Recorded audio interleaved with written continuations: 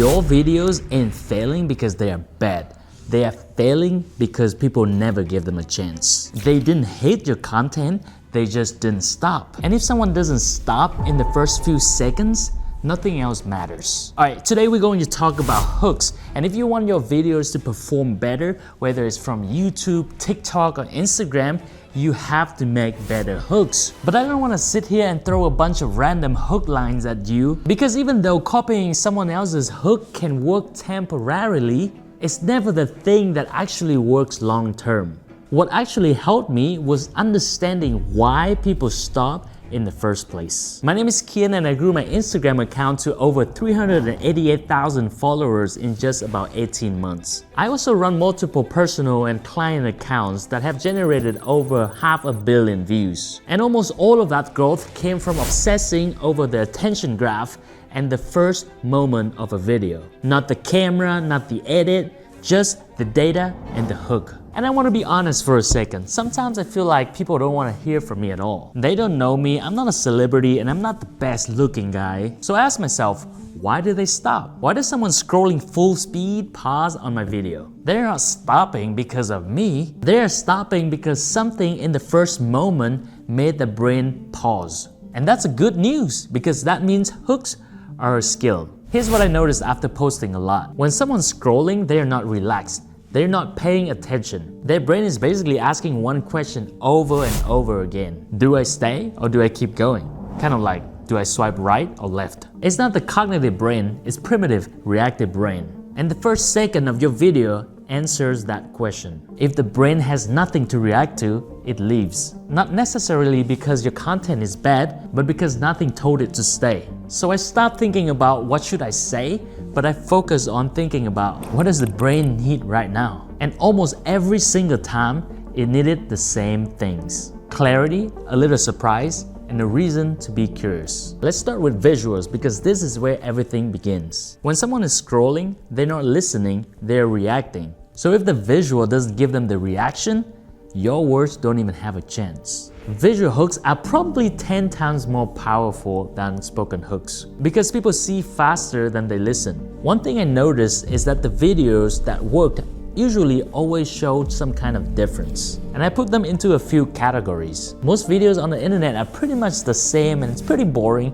so even if you just put a split screen, it will make a video different. So you can show before versus after, normal versus weird, expectation versus reality. Another thing that kept working was showing first, explaining later. So you can start using a prop, holding something, pointing at something, about to reveal something. The brain hates unfinished thoughts and it will stick around. Another thing you can do is break the patterns. Different angles like top-down shots or low angle looking up, different framing, movement when everyone else is still, or staying still when everyone else is moving. Another thing that worked really well is showing the results first. The number of followers, the final edit, the outcome, the proof, because people on the internet are hungry for proof.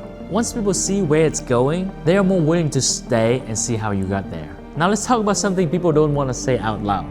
Good looking helps. Physical attraction is a real thing. But you can improve that with an intentional way. Good lighting, clear framing, confident postures, they all help. But here's the practical question you can be asking. If someone froze this video in the very first frame, do they feel anything? Curiosity, tension, interest? If the answer is no, that's where you fix the video. Now let's talk about words. This confused me for a very long time. I thought I needed clever lines, smart phrasing, something catchy. But the videos that actually worked weren't clever, but they were clear. There's a big difference between saying, "You're not gonna believe this," versus, "This is why your video died in the first 3 seconds." The brain doesn't trust vague promises, it trusts specificity, specific problems, specific outcomes, and specific mistakes. When I started being more specific, people stayed longer. If there's a number, show the number. If there's timeline, talk about the timeline. One thing that I do quite often now is challenge people believe. Not in a clickbait way, just enough to make them pause. For example, most people think hooks are just catchy sentences. But what actually matters is what happened visually in the first few seconds. That tiny contradiction creates a pause. And that pause is where the attention locks in.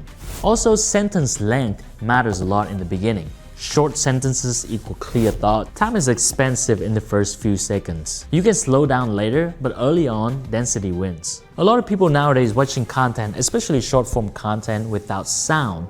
So that's why TikTok is very important. The text should clearly tell them what they're about to get. And just keep it simple, one idea only, and the font is big enough for them to read instantly. And it has to match what you're saying. If you're saying one thing and the text saying a different thing, it will create the confusion, and the confusion minds will scroll away. If the visual says one thing, your verbal say another, and the text says something else, the brain doesn't know what to focus on. And when the brain works too hard, it leaves. In this case, alignment matters more than cleverness. Now, audio.